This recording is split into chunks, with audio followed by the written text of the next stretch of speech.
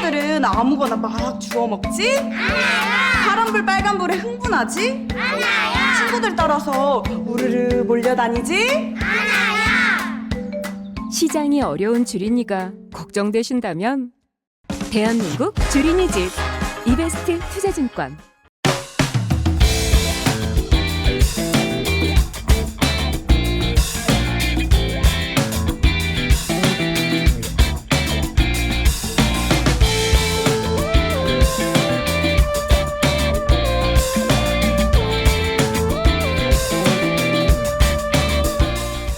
안녕하세요. 안녕하세요. 유노스톡입니다. 네.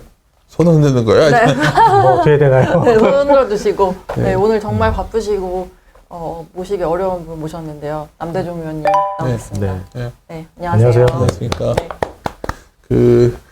이 분위기가 왜 어떤 분 이러실 것 같아요. 왜 이렇게 얘를 썰러가냐. 월요일 아침이거든요. 월요일에, 월요일, 그리고 방금 전에도 막 월요일은 보통 주말에 있었던 일부터 회사 일부터 막 복잡 머리 아픈 일이 많이 생기는데 그리고서 이제 녹음하려고 하니까. 네. 거기다 이게 아마 올라가는 거 뭐 컴플라이언스 때문에 뭐 4, 5일 있다 올라갈 수도 있나 보더라고요. 근데 뭐 그렇게 된다는 것도 이해해 주시고. 그렇다면, 그래서 좀 얘기를 우리 이제 유노스톡에서는 좀 이렇게 좀 긴 얘기 해야죠, 저희가. 네. 막 이렇게 막 요즘 보니까 오늘 이거 말하면 주식을 좋다는 얘기 그러는 게 아니라 전반적으로 한번 파악하는 거고, 또 우리 남대영 이건 오랜만에 봤는데 오자마자 내가 무슨 피부가 원래 왜 이렇게 안 좋냐 그랬는데 스트레스인가요? 아토피. 네. 스트레스도 있죠, 뭐. 아, 그래요? 그렇죠. 그래도 그 밑에 저기 누구야? 그 데뷔도 하는 것 같던데 그 우리. 열심히 그치? 준비하고 있어요. 네. 그리고 김광수 연구원이 아파서 때문에요. 네.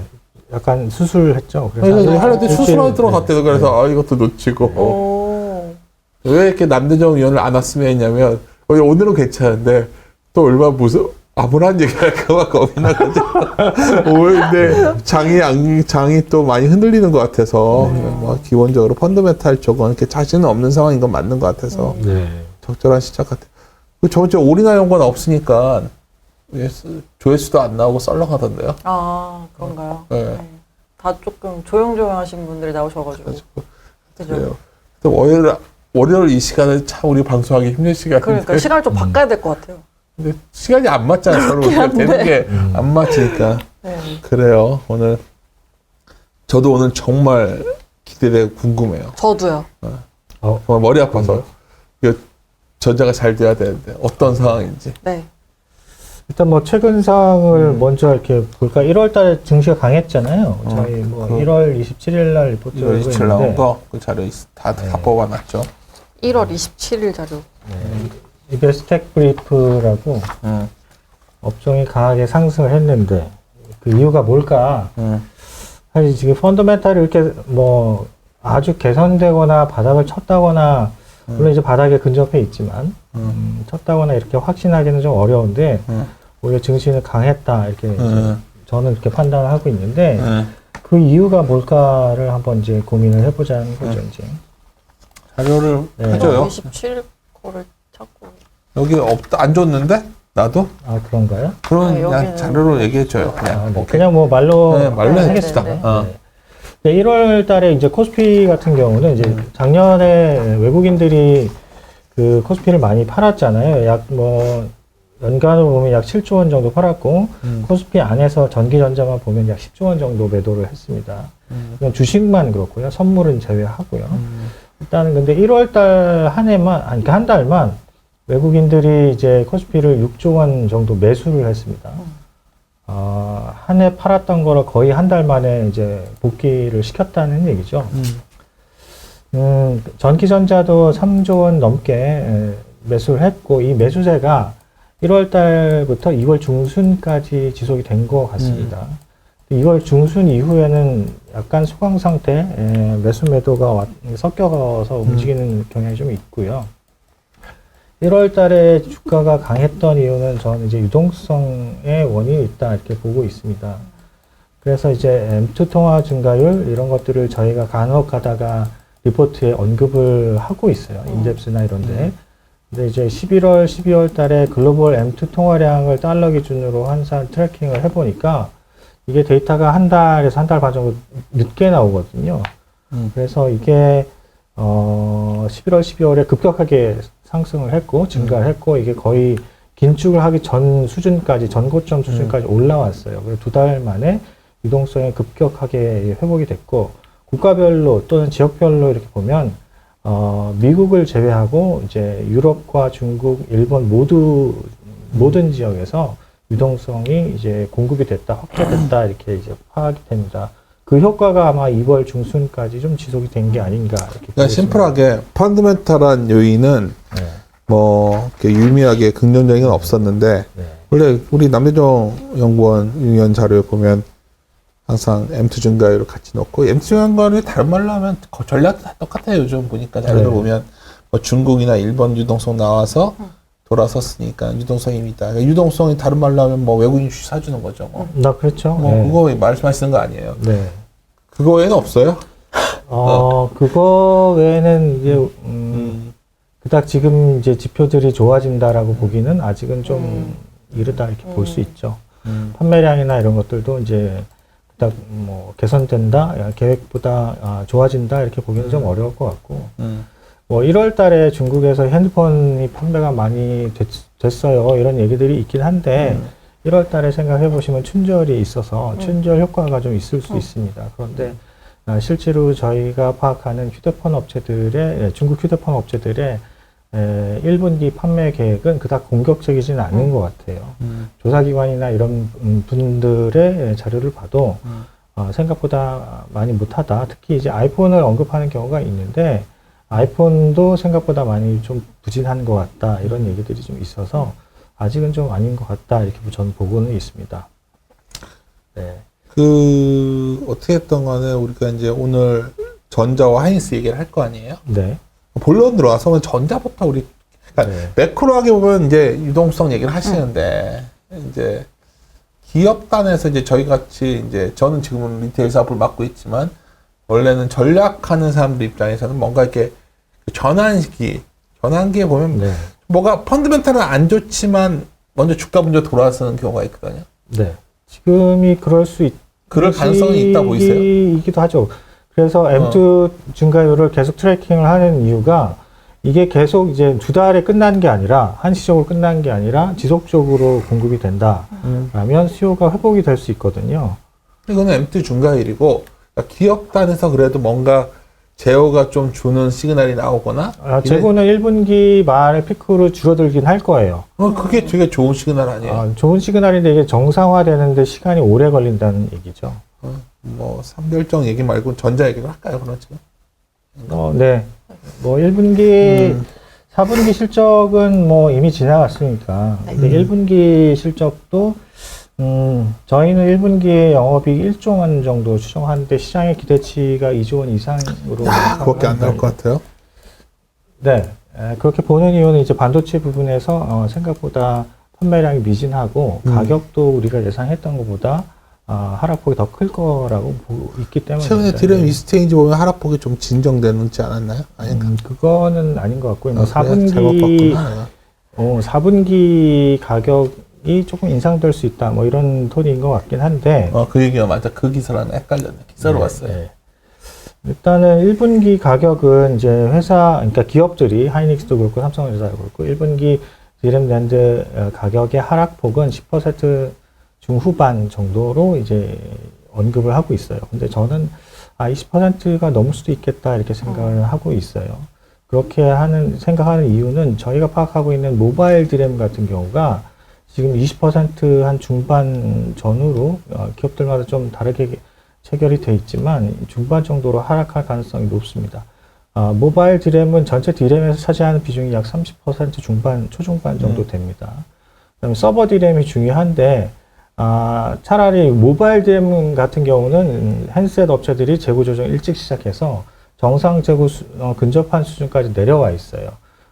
그런데 서버나 PC 디램 같은 경우는 재고 일수가 여전히 10주를 초과하고 있기 때문에 서버 디램 가격 하락이 장기화 모바일 디램보다 조금 더 지속이 될 수 있다 이렇게 보고 있습니다. 그래서 서버 디램 가격도 한 20% 정도 하락을 한다면 전체 블렌디드 ASP가 20% 이상 하락할 가능성이 높죠.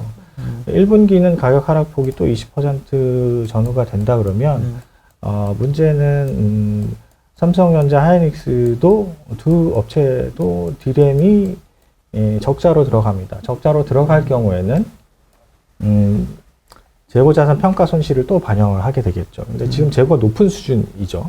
1분기가 피크아웃이긴 하지만 재고 전체가 높은 수준이기 때문에 재고자산 평가에 대한 손실 금액 자체가 좀 커집니다. 그래서 1분기가 메모리도 적자, 삼성전자 같은 경우는 비메모리도 적자 이렇게 될 가능성이 있어요. 비메모리 적자는 아무래도 가동률이 떨어지기 때문에 그런 효과가 있다 이렇게 볼 수 있습니다. 물론 이제 그러니까 MX 사업부, 휴대폰 사업부에서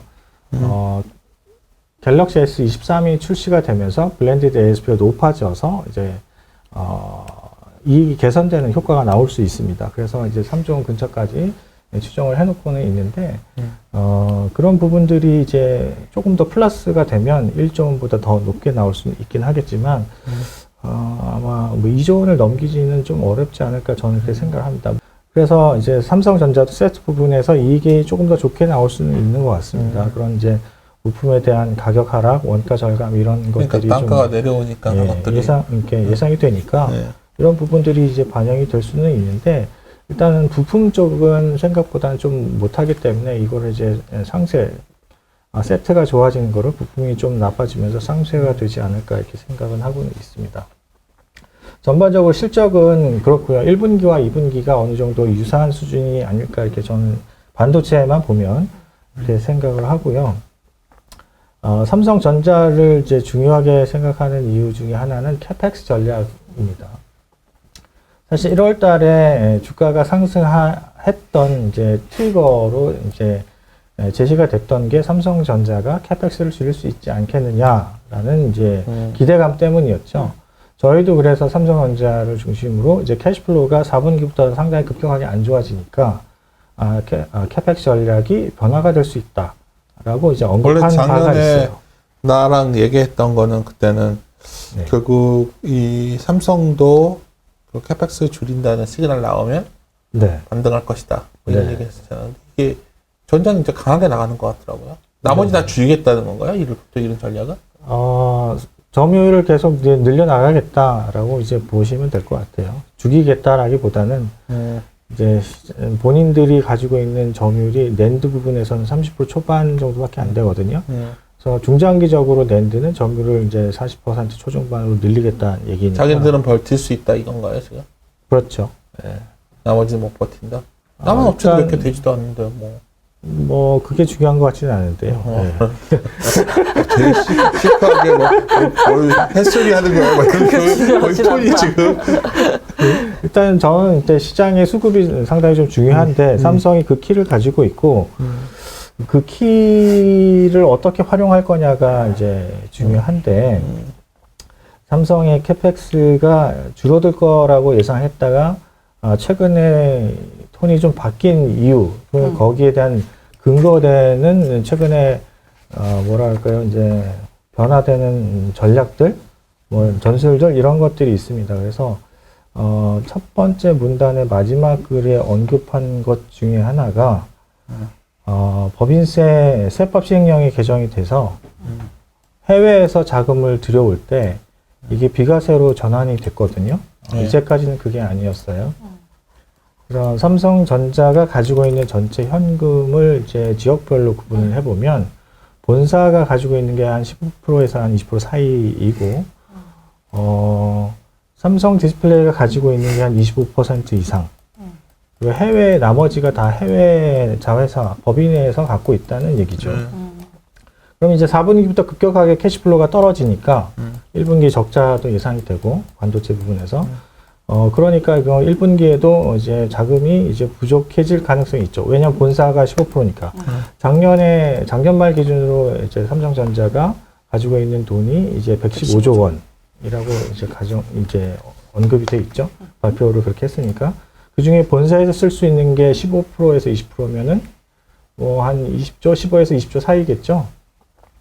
그러면 이제 그 삼성전자가 한 해에 캐펙스를 50조 이상 하겠다, 전년과 비슷하게 하겠다라고 하면 분기별로 15조 이상 캐펙스를 투자를 해야 돼요. 그러면은 본사가 가지고 있는 돈이 앵꼬나겠네? 금액이 상당히 타이트해지는 거죠. 그러면은 이 부분 때문에 제가 캐시플로우를 그러니까 캐시플로우 때문에 작년 말에 이제 캐펙스를 줄일 수 있겠다라고 언급한 바가 있죠. 방금 이제 네, 그래서 잘 옮기셨는데 이제 삼성전자의 차입이 의미하는 것이라고 이제 이게 중요한 거군요, 이게 그러면. 중요하죠. 그래서 캐펙스 전략을 유지를 할 거냐 말 거냐 할 수 있느냐 없느냐를 이제 언급을 해놓은 겁니다.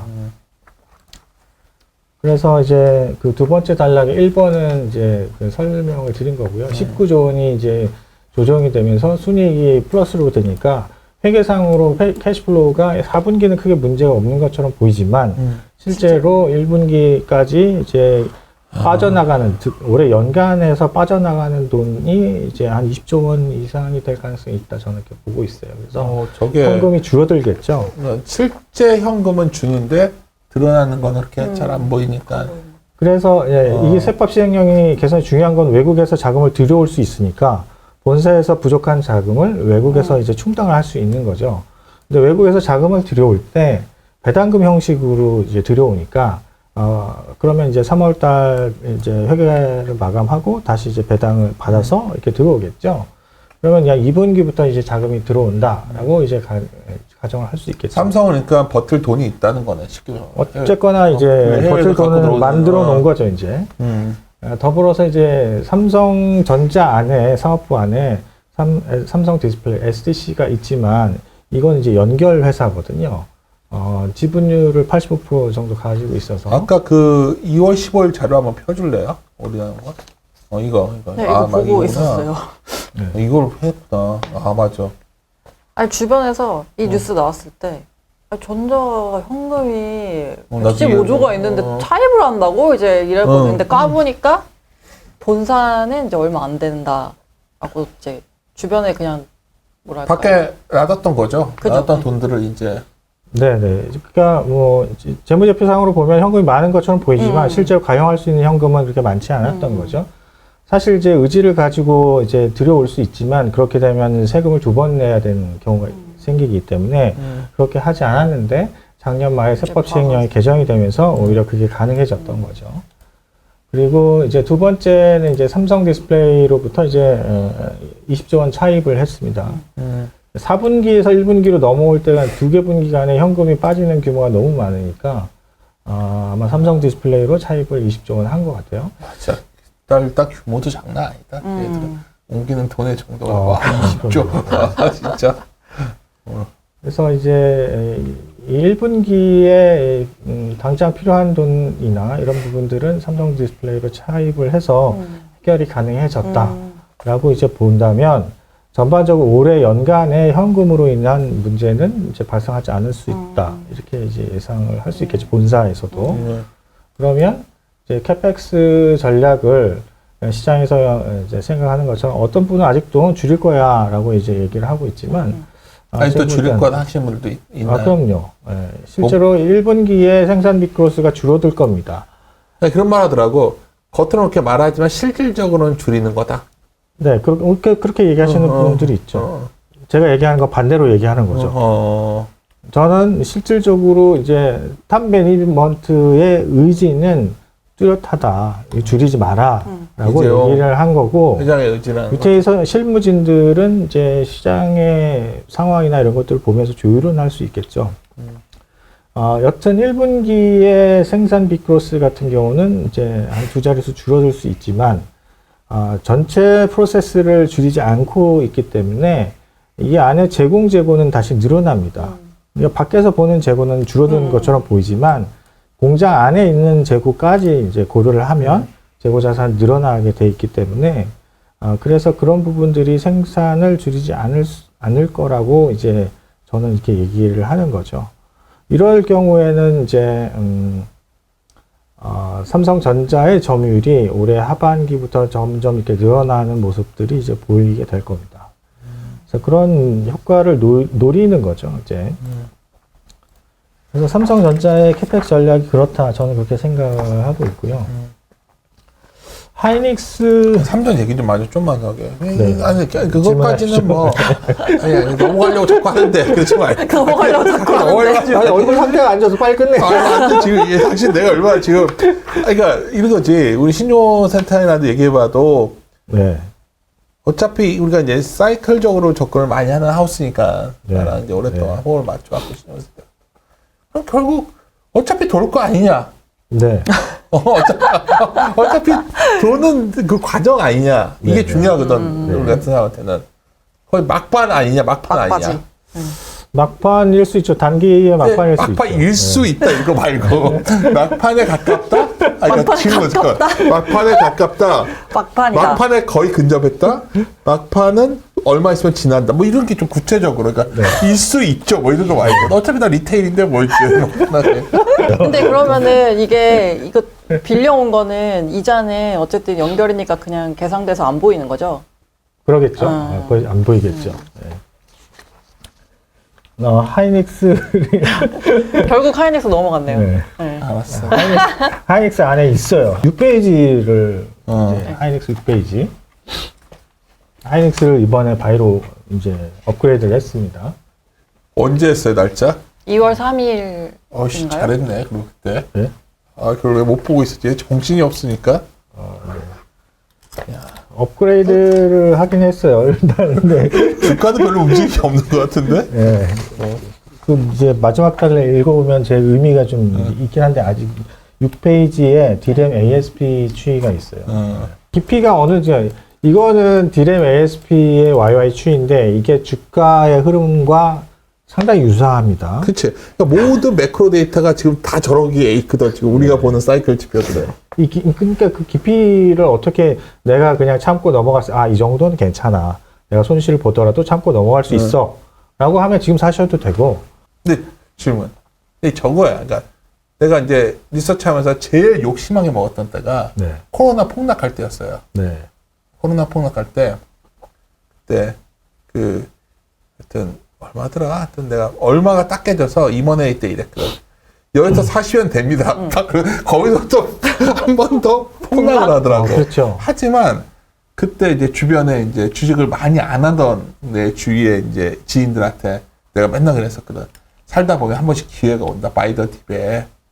그때가 오면 너희한테 얘기를 해줄게 해가지고 했는데 이걸 매 시세 안 보고 있는 뭐 분들이니까 그때 사는 사람들이 뭐예요? 정말 2년간 큰 수익이 났거든. 그렇죠? 내가 말하는 그 느낌이거든 나는 지금. 그러니까 저게 우리가 알 수 없지. 알 수 없는데 그때 그리고 나서 하여튼 그 잊지 못하는 게 은행주거든요. 그때 제가 주변 어떤 분들한테 DGB를 사라고 그랬어요. 근데 대구가 그때 코로나로 난리 났었잖아. 최악이었죠. 와. 그때. 네. 정말 상상을 초월하는 강에 빠지는데 주식을 이렇게 열심히 안 하던 분들이니까 그 모임이 있거든. 내가 그 모임이 뭐냐면 학교 회사에서 어디를 보내줘가지고 대학원 과정 있잖아. 거기 모임 분들한테 이제 주식들 막 열심히 안 하시는 분들이어서 내가 또 그때 또 그런 모임 자리여서 내가 아주 연설을 했지. 제가 한번 말씀드렸지 않냐. 기회가 온다고. 바로 지금이다. 와, 거기서부터 그냥 좀 한번 저 깊이는 알 수 없죠. 하지만 길게 보면 사는 거 맞는 거 아닌가. 뭐 이런 정도. 그렇죠. 길게 보면 길게 지금부터는 보면 바이 스탠스로 넘어간 꼭 그 겁니다. 느낌 알아요, 우리 나라가?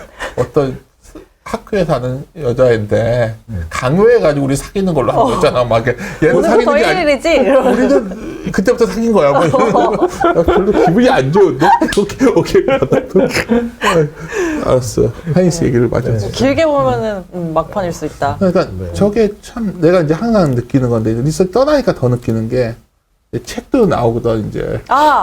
오늘 아닌가요? 나오는데 이제 책이 뭐 우리가 뭐 최고는 아닌데 그래도 삽질했던 증거들 뭐냐면 요럴 때 사고 저럴 때 좀 줄이고 뭐 그 정도인데 근데 요런 시그널 중에 아까 우리 본인이 비슷한 게 아까 M2 증가율 저거 바닥 칠 때 그때 작년 10월이었거든 그게 22년.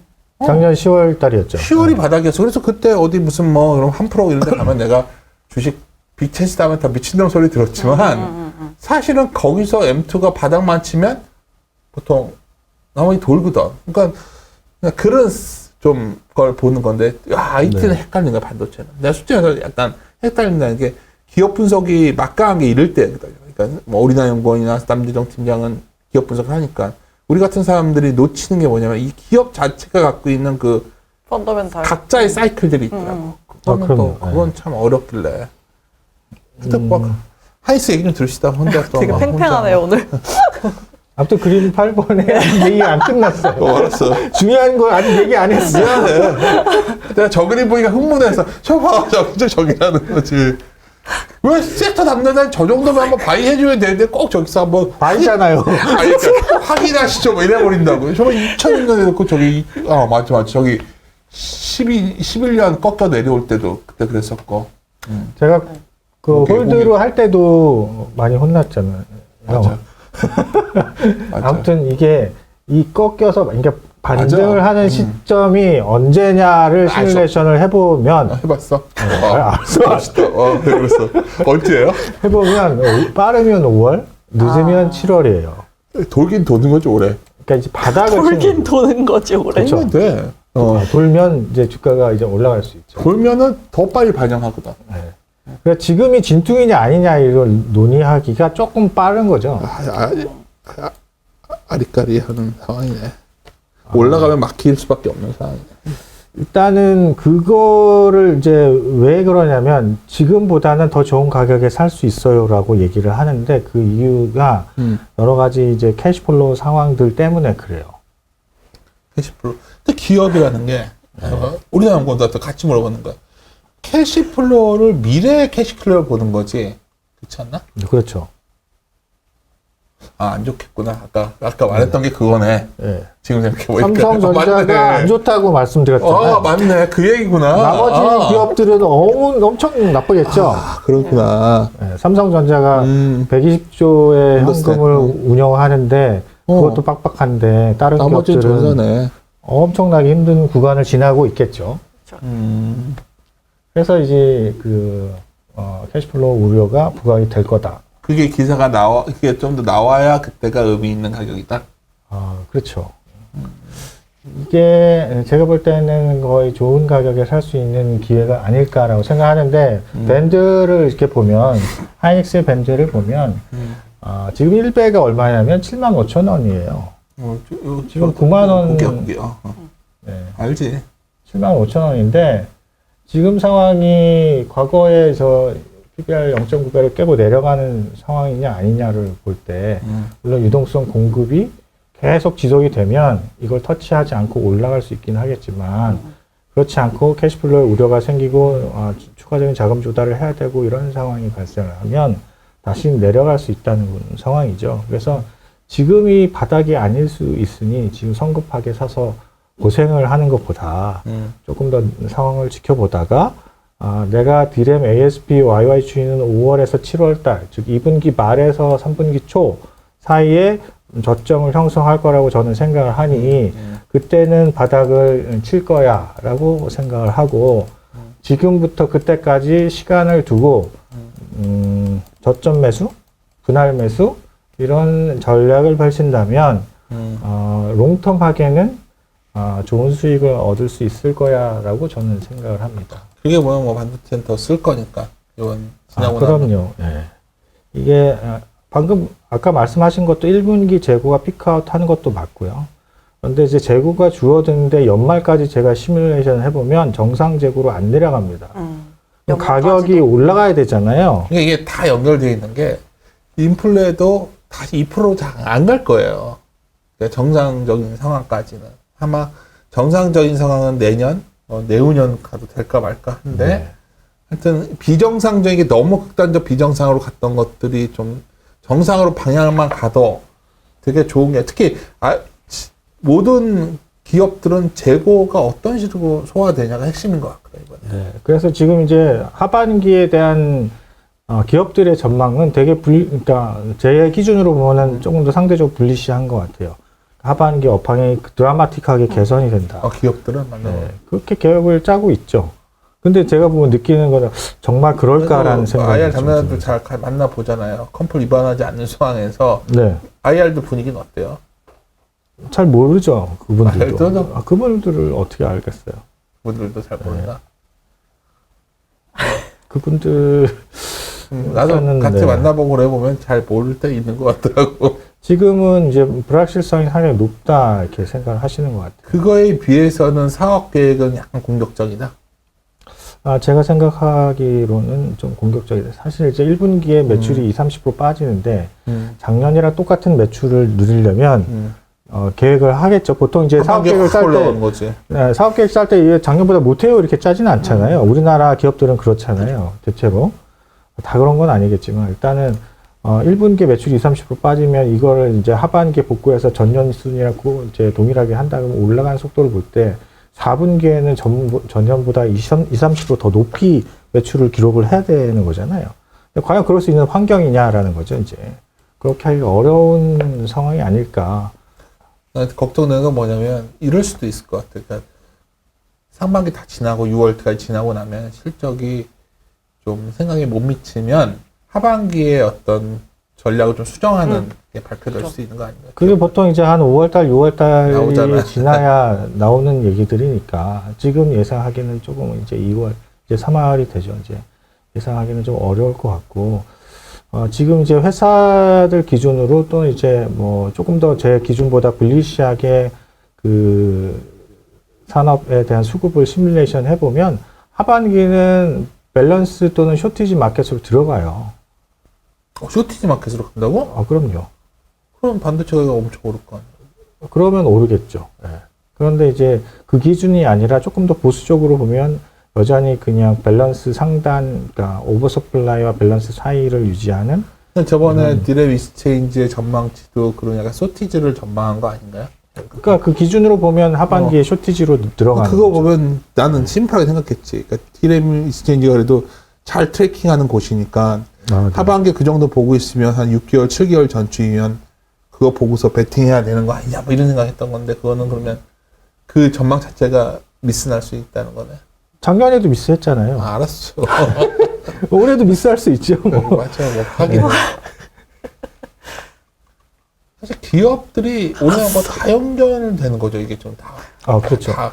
그런데 이제 유동성이 지금 계속 공급이 되면 수요는 좋아질 수 있는데 그러면은 우려되는 인플레이션은 어떻게 할 거냐가 고민이 그치. 되겠죠. 그러면 계속 금리를 높은 수준으로 유지를 한다고 가정을 했을 때 그러면 가처분 소득이나 일반 소비자들, 엔드 커스터머들의 소비 여력을 계속 줄어든다라고 볼 수 있는 거잖아요. 이런 거죠. 뭐 하이어 롱거 사실 좀 유행어처럼 되지만 네. 그냥 금리가 이렇게 유지돼 버리면 이런 거죠. 모든 증권회사도 똑같거든. 내가 이거 사업부 맡고 보니까 사내 조달 금리가 올라가 버리니까 마진이 확 주는 거야 뭐든지. 그렇죠. 그러니까 근데 사내 조달 금리가 어떻게 되냐 뭐 표현이 그렇지만 조달 금리를 받아서 우리가 개인 투자자들한테 대출도 해주고 기업한테 뭐도 하고 그런 모든 거를 내가 여수신 뭐 이런 걸 내가 맡고 있으니까 이걸 그래서 한번 봤어 데이터를. 근데 이게 사내 금리가 안정되려면 시간이 꽤 필요하겠더라고. 네. 그러니까 그게 나만 그런 걸까요? 이게 기업체라고 생각을 해보면 그럼 뭐가 나올 거 같냐면 아까 삼성전자 같은 데가 특이한 케이스고 나머지는 사람 자르는 것부터 시작할 것 같다는 거야. 네. 사람들은 엄청 자를 것 같거든. 이렇게 되면 일단 일반 관리비를 확 줄여야 돼. 맞아요. 일반 관리비. 이게 뭐냐 인건비거든. 인건비를 자르는 거지 뭐. 일단 잘라놓고 나서 생각할 것 같은. 그러면 말대로 이 사람이 잘릴 거. 나는 인플레를 얘기하는 거야. 인플레가 왜 잡힐 거라 보냐면 사람 잘리고 그러면 당연히 총량이 줄 거고 그러면 뭐 자연스럽게 인플레 우려는 원래 어느 정도 시점 지나면 그냥 조용해질 것 같거든 나는 지금. 수요가 강할 수가 없거든 지금. 또 한편으로는 역설적으로 수요가 강하지 않은데 나머지 소위 이런 제품들은 그러니까 이제 경기 민감제보다는 필수 소비자나 이런 게 하반기에 더 셀 수 있죠. 하반기에 오히려 역설적으로 뭐 먹고 쓰고 하는 거 뭐 계속 써야 되니까 이런 뭐 핸드폰은 좀 늦게 사도 되고 TV 같은 경우도 상당히 좀 보조금이나 코로나 때 많이 지급돼서 많이 보급이 돼 있고 노트북도 마찬가지고 갈 때 되지 않았나요? IT들도 노트북 같은 것이 한 4년 되지 않았나요? 근데 가전하고 가구 이런 거 코로나 때 많이 바뀌었던 게 확 지금 올해는 소비가 엄청나게 더 품목별로 좋아지고 그런 거 봤을 없죠. 때는 뭐. 없을 것 같아요. 하이마트도 너무 안 좋고요. 아니, 너무 안 네, 이거 하이마트 알죠? 아, 작년 어때요? 3분기도 너무 안 좋고. 그래서 말씀하신 거 공감하는 게 저희도 실적 발표 작년 3분기부터 좀 컨콜 할 때마다 나오기 시작한 질문이 이제 금리 높아지는데 차입금 이런 거 부담 없냐 이런 그치. 내용들이 그동안에는 딱히 없었었는데 이제 3분기부터 좀 왜냐면 실적 어떤 나왔었죠. 회사에 적용되는 모든 금리가 실제 와닿는 게 올해 그다음 올해 그죠, 그죠, 와닿기 그죠. 시작하면 이제 걱정되는 게 이제 그래서 나는 이제 우리 애가 이제 아직 그때는 아니지만 정말 취업들은 힘들 것 같고 이제 취업도 안 될 것 같아요. 되게 근데 이제 이런 거죠. 이렇게 됐을 때 유동성은 있거든. 이게 참 거지 같은 게 뭐냐면 그러니까 유동성이 확 줄일 수도 없는 거예요. 여러 상황 때문에. 근데 금리는 높아. 그럼 유동성을 갖고 있는 부자들은 금리로 돈을 먹거나 네. 아니 이렇게 될 것 같은 거지. 그러니까 그것만 해도 돈 많이 버는 거죠. 예전에 맞아, 비해서 맞아. 한 그 3배씩 돈을 버는 갖고 거니까. 자산들을 살 거기 때문에 인플레 해치하려고. 그러니까 나는 그렇기 때문에 자산이 확 빠질 것 같지는 않거든. 역설적으로. 그러니까 힘든 게 이제 어떻게 보면 지금 뭐 중세 시대 농노나 똑같잖아요. 월급제가 어떻게 보면 길게 보면 결국은 빈익빈 부익부 계속 이제 임금 노동자가 제일 죽어나는 상황 아닐까 지금? 왜냐면 임금은 안 오르지. 근데 아까 가처분소도 줄지. 네. 금리 오르지. 근데 사실 어떤 상대방 이 게 뭔지 알아? 우리도 이제 그런 걸 팔잖아. 채권을 막 ABCB 같은 거 막 금리 높은 거 완판이야 그냥 다. 그러겠죠. 그리고 이게 참 갑자기 또 우울해지네 월요일부터. 시작에 이랬다가 조금 올라갔다가 조증 환자. 시장도 조증 환자고 시장이 조증이니까 요새 예, 조증이야 맞아요. 조증. 이거는 왜냐하면 이렇게 생각하면 저럴 거 생각하면 그런데 시장이 조증이처럼 이렇게 되는 게 기업들은 어떻게 했어요? 그래서 우리가 뭐 기업 관계자들 만나보시면 다들 좀 깝깝해들 하지 않아요? 깝깝하죠. 특히 저희 섹터는 더더욱 올해 소비도 안 좋을 거고. 그것도 있지만 내가 봤을 때 플랫폼 기업들도 깝깝할 것 같아. 왜냐하면 다들 플랫폼 기업에서 원래 옛날부터 돈을 조달해가지고 관리하던 기업들 있잖아. 그런 애들은 진짜 뭐 나쁘면 대가리 터지는 상황 아닌가. 그 네이버 카카오 다 비용 줄인다고. 그 네이버 카카오도. 네. 사람 다 줄이고. 작년에 비용 엄청 들렸잖아요. 네. 인건비를. 내가 놀란 게 뭐냐면 이 뉴스가 정확하진 않아요. 이게 지나간 뉴스로 봤는데 내가 이제 개발자 쪽을 많이 데리고 일을 하잖아요. 내가 맡은 사업부가. 와, 그냥 프로그램 개발자가 풍기여서 근데 이번에 또 뭐 개발자를 우리가 또 몇 명 뽑는 걸로 뽑는데 꽤 많은 사람들이 지원을 하더라고. 그러니까 이게 뭐냐 개발자들 시장도 좀 약간 작년에 난리였잖아요. 난리였죠. 돈에서 다 맞아요. 땡겨가니까 막 토스 같은 데 사람 엄청 맞아요. 땡겨갔는데 스폰서 인력 뭐 이런 인력들도 약간 풀려나가는 느낌. 그러니까 다시 결론적으로 말씀드려서 아까 이 재밌는 말이 유동성을 확 죄지도 못해. 그러니까 미국을 막으면 다른 나라가 유동성을 풀어. 일본, 뭐 중국. 그 유동성은 누군가 많이 갖고 있는 거야 지금도. 그러니까 제가 옛날 TV만 보지만 할 때 TV 보면 맨하탄의 펜트하우스가 3,000억이라고 하더라고. 어느 프로에. 원래는 한 400억짜리인데 왜 3,000억이냐면 그래야 탈세를 할 수 있다고 하더라고. 뭐 그런 얘기를 하더라고. 하여튼 맨하탄에 3,000억짜리. 나는 되게 그건 재밌었는데 재미없어. 표정이어서. 네. 공감이 가지 않을까. 네. 3,000억이나. 300억이나 3,000억이나. 문제가 어차피 못 3억도 사는 거. 진짜 이게 부익부 빈익분으로 갈 수밖에 없는 구조고 나는 그래서 자산도 그러니까 아파트 부동산도 그런 것 같아. 부동산도 주변은 망가지는데 핵심지는 또 의외로 우리나라 보니 핵심지 살잖아요. 네. 어디? 한남동. 한남동 대교 딱 내려오면 딱 보여. 그래서 내가 하여튼 그런 데들은 갈수록 더 돈 많은 사람들이 모여 사는 것 같은 느낌. 네. 그래서 별로 의미도 없는 얘기 자꾸만 했는데 원했던 건 이거였는데 반도체가 정말 올해는 확실히 돈다. 그게 그런 것 같아. 표정이 안 해도 알겠어. 아직도 좀 지켜봐야 된다. 이거잖아 지금. 아니, 바닥은 칠 건데, 기대만큼, 이거네. 돌아봤자 뭔가- 15도다. 그쵸. 이제 V자 반등은 아닌데. 돌아봤자 15도, 30도도 안 그냥 나오는 뭐 거. 나이키 형태다, 이렇게 생각하시면 제일 되죠. 싫어하는 게 나이키. 내가 진짜 경기가 나이키는 아니 플래시나 똑같은 거야. 네. 그러니까 이게 참 걱정이네. 이게 돌아야 우리가 마지막 오늘 질문하려고 했던 거. 아니 중국에서 하이닉스, 삼성전자 이제 어느 단계에서 못 만들게 되면 나중에 현대차 짱 나는 거 아니에요? 현대차에서 거의 뭐 유명 무실해졌잖아 중국 시장에서. 네, 그럴 수 있습니다. 우리가 비중이 어떻게 돼? 만약 거기가 이렇게 되면? 삼성전자는 낸드의 절반 가까이를 중국에서 그러니까. 생산하고요. 하이닉스는 이제 D램의 절반을 이제 중국에서 생산합니다. 이런 시기가 장기화되면 중국에서 생산되는 제품의 원가 경쟁력이 자연스럽게 떨어질 수밖에 없습니다. 그래서 장비를 못 넣는 거잖아 새로운. 그렇죠. 신규 장비를 못 넣게 되면 이제 생산성이 생각보다 이제 시장의 속도보다 더 못 따라가니까 상대적으로 원가가 이제 높은 거죠. 그러면 이제 원가 경쟁이 떨어지니까 이제 그쪽에서 생산되는 제품들은 스페셜티 제품들이라든지 이런 쪽으로 이제 전환을 하거나 아니면 장기적으로 이제 페이즈 아웃 시장에서 나오는 그런 그림을 생각을 할 수밖에 없죠. 3, 4년 안에 그런 거를 해결하지 않으면 그런 전략을 같이 병행을 해야 될 수 있습니다. 그래서 삼성전자는 평택의 신규 라인을 바로바로 짓죠, 지금. 왜냐면 평택 3라인 진 지 얼마 안 됐어요. 4라인 바로 들어갑니다. 빈 공간을 그냥 짓는 거예요. 이제 하이닉스는 아직 그렇지 못해요.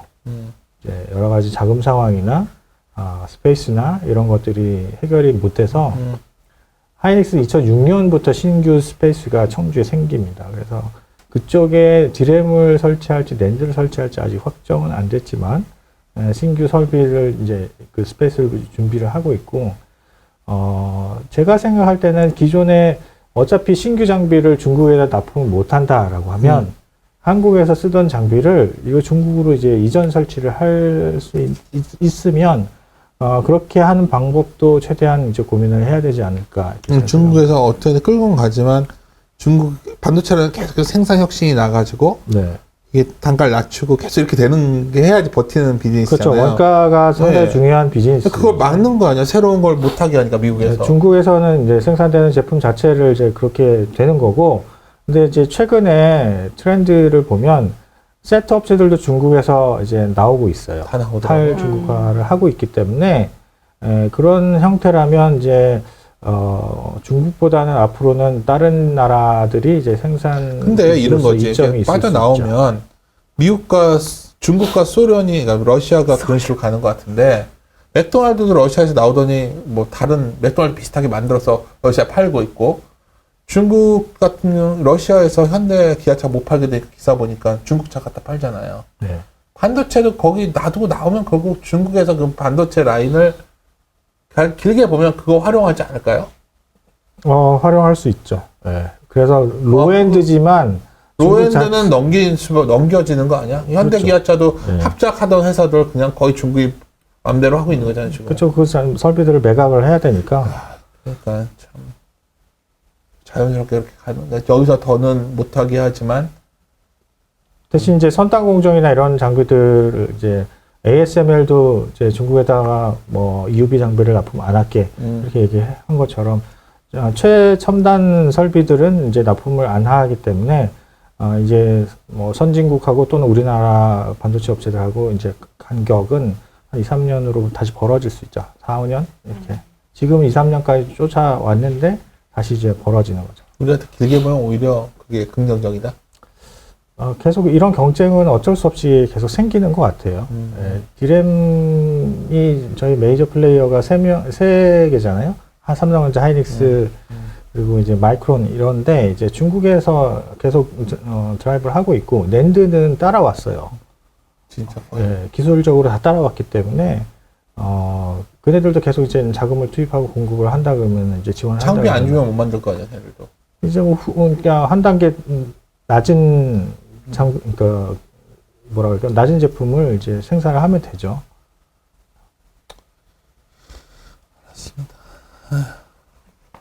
맞아요. 왜 한숨이 나오지? 또 갑자기 즐거운 일 없어요 요즘? 텐션 다운하고. 요새 어. 얼굴이 이 모양이라서 별로 즐겁지가 않습니다. 우리나라 연구하는 건 즐거운 일 없어요? 저는 없어요.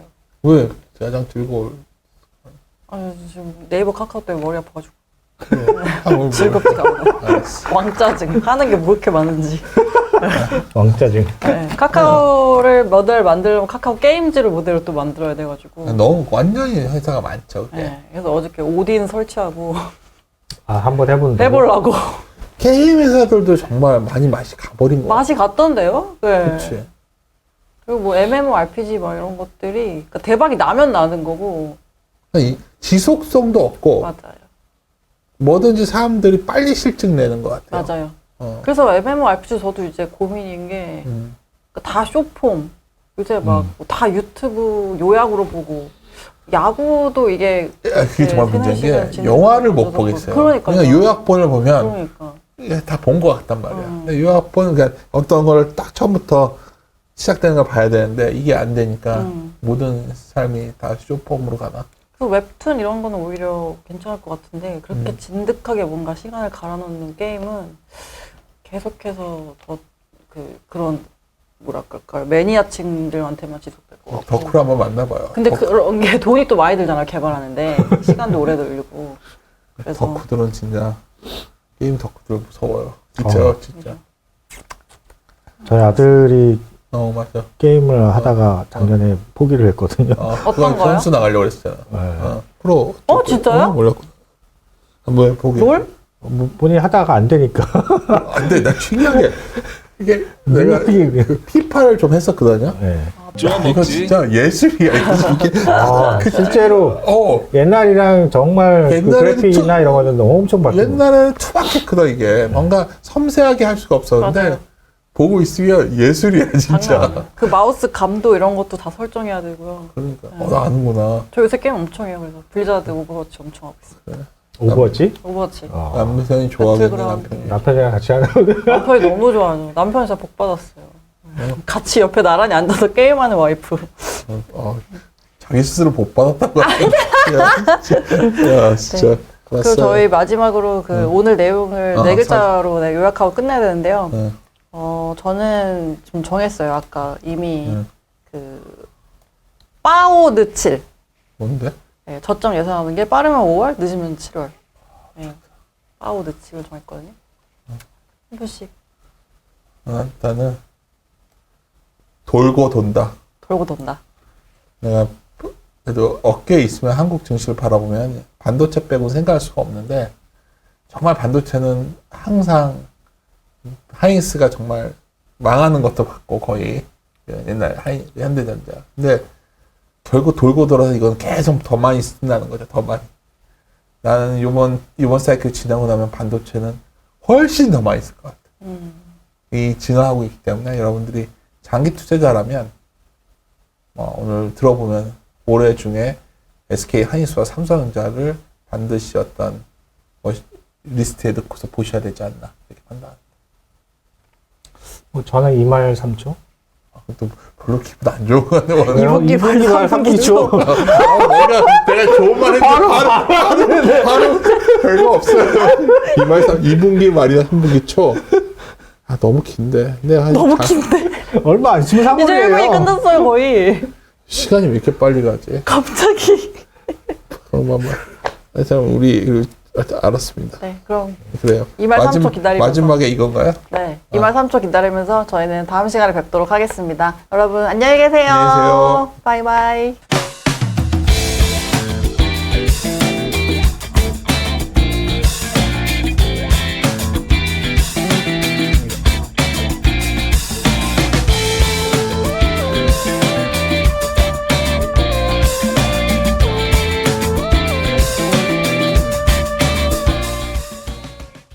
민재야, 잘할 수 있지? 아무데나 기웃거리지 말고 늘 매사에 침착하고 빨간불 파란불에 흥분하지 말고. 걱정 마. 잘할 수 있다니까 진짜. 시작이 어려운 주린이가 걱정되신다면 대한민국 주린이집 이베스트 투자증권